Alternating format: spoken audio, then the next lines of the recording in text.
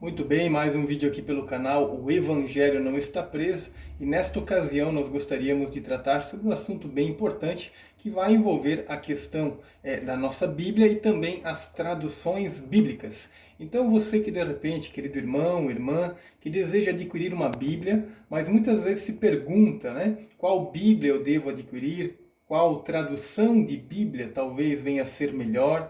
Então esse vídeo ele é para lhe ajudar de repente a ter uma panorâmica de como funciona a questão das traduções bíblicas. Obviamente ele é um vídeo muito resumido, a questão é muito mais vasta e complexa, mas aqui nós pretendemos colocar o essencial, para que eu possa estar razoavelmente amparado para fazer a escolha melhor, né, de tradução bíblica, tá certo? Então vamos dar uma olhada aqui de perto como funciona, quais são as técnicas que envolvem as traduções bíblicas. Observe que nós temos aqui um pequeno gráfico. Você tem aqui um polo e aqui você tem outro, e aqui a parte do meio, assim por dizer. Então observe que aqui neste lado, nesse extremo, nós temos as traduções bíblicas que são conhecidas na sua tradução por equivalência formal ou equivalência literal. Veja bem, então, formal e literal. É esse polo aqui, as Bíblias que nós conhecemos, que se encaixam nesse polo aqui de equivalência formal e literal, são as Bíblias, por exemplo, Almeida Revista e Corrigida, Almeida Corrigida Fiel, temos também a Almeida Revista Atualizada, a tradução brasileira, dentre outras. Mas estas são bastante conhecidas. Como funciona esse processo aqui de tradução bíblica, né? Os estudiosos que trabalham com essa maneira de traduzir, equivalência formal e literal, eles vão traduzir, eles vão pegar uma palavra, por exemplo, no hebraico, lá no Antigo Testamento, ou no grego, no Novo Testamento, vão pegar aquela palavra e vão achar uma equivalente, por isso se chama equivalência, né? Vão pegar uma equivalente na língua a qual eles querem traduzir. No nosso caso aqui, a língua portuguesa. Então, o estudioso, o tradutor, ele vai pegar a palavra no hebraico, vai ver qual é a equivalente, a que tem equivalente em português e vai fazer essa tradução, palavra por palavra. É uma tradução que certamente ela vai estar bem próxima aos originais. Isso não significa que ela é a melhor. Nós ainda vamos ver rapidamente sobre isso. Então você tem esse estilo, esse tipo de tradução que é a equivalência formal, que é palavra por palavra. Pega uma palavra na língua original, busca uma equivalente na língua portuguesa e ali você vai tendo então esse esquema de tradução. E estas são, entre outras, claro, mas estas são bastante conhecidas na nossa língua que se encaixam dentro desse estilo. Temos no outro extremo, nós temos também a tradução por equivalência funcional ou equivalência dinâmica. Dentre elas, muito conhecidas, nós temos a Nova Tradução Linguagem de Hoje, a Bíblia Viva, a NVT, que é a Nova Versão Transformadora. Então, como funciona, né? Como funciona este estilo aqui de tradução? Equivalência funcional ou dinâmica, ainda há outros nomes também. Aqui, você vai ter uma tradução que ela vai trabalhar mais com a questão da ideia, um pouco diferente desta daqui. Aqui é a palavra por palavra e vai se formulando então aquela frase, né, ou aquele bloco de texto. Aqui você já tem uma tradução um pouco mais solta. Ela vai trabalhar mais no campo das ideias. E essas Bíblias aqui são bastante conhecidas. No meio destes dois extremos, nós temos a equivalência otimizada. E o que é isso? É aquela linha de tradução que visa unificar o que há de melhor, consegue pegar um pouco da equivalência funcional, um pouco da equivalência formal, e então ele vai otimizar, né? E nós temos como exemplo a Nova Versão Internacional, ou NVI, e também a Almeida Século XXI, que se encaixam dentro desta equivalência otimizada. Ela seria o caminho do meio, vamos dizer assim, né? Tem um pouco desse estilo e tem um pouco desse estilo aqui também, e o resultado é essa equivalência otimizada. Vamos pegar Por exemplo, aqui nós temos o texto de Gálatas 3:24, onde vai nos dizer que a lei serviu como um aio para nos conduzir a Cristo, né? Nós temos nas traduções por equivalência formal e literal, você tem lá a palavra aio. A lei nos serviu como um aio. Você tem aqui na equivalência otimizada, na NVI, por exemplo, a palavra que vai estar lá já não é mais aio, a palavra é tutor ou até mesmo guia. A lei nos serviu como um tutor, como um guia.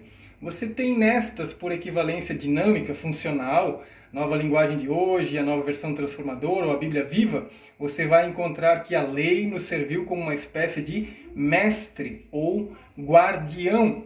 Perceba que todas elas cooperam de algum modo. Em algum momento, dependendo do propósito, você pode optar por uma ou por outra, certo? Então não é coerente dizermos que esta é melhor ou esta é melhor. Depende do nosso propósito. Por isso, o melhor é que nós tenhamos várias traduções, ou pelo menos algumas, né? Que nós possamos ter aí uma dessa e uma dessa, e assim nós podemos comparar e nós podemos ter assim um resultado mais saudável.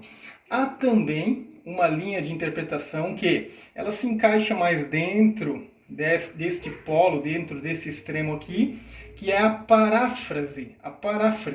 E como exemplo nós temos a Bíblia, a Mensagem, escrita e traduzida pelo Eugene Peterson. Então, a Mensagem, ela é ainda mais funcional e dinâmica do que propriamente essas aqui. Então, a Bíblia, a Mensagem, no caso do texto de Gálatas 3:24, a palavra aio vai estar aqui na Mensagem como tutor grego, que é de fato, no original, essa a ideia. Perceba que nesta ocasião aqui a Mensagem fica muito interessante, essa tradução aqui. Todas elas têm a sua parcela então de contribuição. Vai da maneira o que você quer tratar naquele momento, como você quer observar, qual é a nuance que você quer ter do texto. Então é bom que você, se você puder, é bom que você tenha uma de cada, né? E para nós caminharmos aqui ao final e concluirmos, resumindo sobre as traduções bíblicas, dê uma olhada então nestes detalhes aqui. Saiba que todas elas, a equivalência formal, a equivalência otimizada e a equivalência funcional, todas elas têm pontos fortes e pontos fracos. Por isso, nós precisamos ter, se possível, pelo menos umas 3 ou 4 para que nós possamos comparar, certo? E também elas têm distintos papéis, né? Você tem uma Bíblia que de repente num contexto que envolve uma pessoa que está aprendendo a língua portuguesa pela Bíblia, ou uma pessoa que é jovem e está querendo começar a conhecer as doutrinas cristãs, talvez então a equivalência funcional para este papel, para este propósito, seja mais interessante. Vamos pegar um exemplo contrário.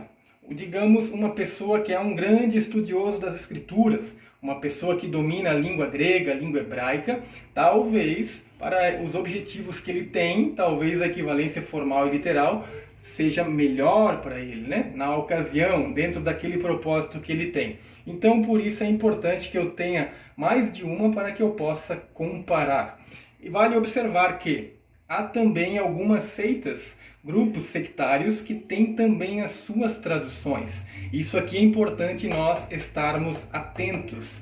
Uma coisa é equivalência formal, literal, uma bênção de Deus. Essa otimizada, uma bênção de Deus. Essa equivalência funcional e dinâmica, uma bênção de Deus. A paráfrase pode ser uma grande bênção de Deus também. Agora, quando nós chegamos nesse tipo aqui de tradução, não serve para nós enquanto cristãos. Por quê?